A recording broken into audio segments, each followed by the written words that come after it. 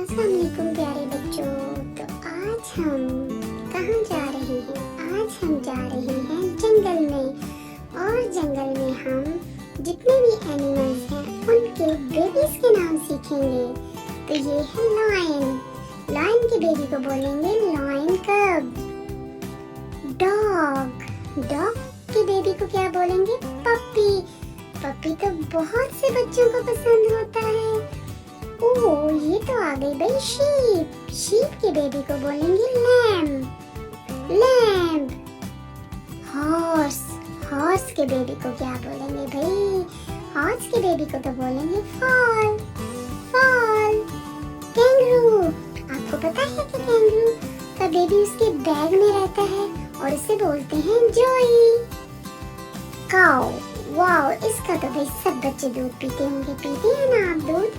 दूध पीना सब बच्चों के लिए बहुत जरूरी है। इसके बेबी को बोलेंगे काव। टाइगर। टाइगर आ गया भाई।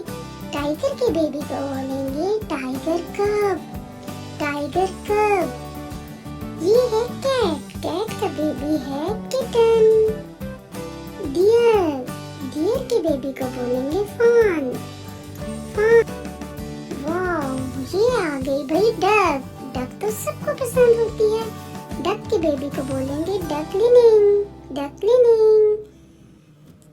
तो प्यारे बच्चों, अब हमने सारे बच्चों के नाम सीख लिए। तो आपने अब बच्चों के नाम याद रखने हैं।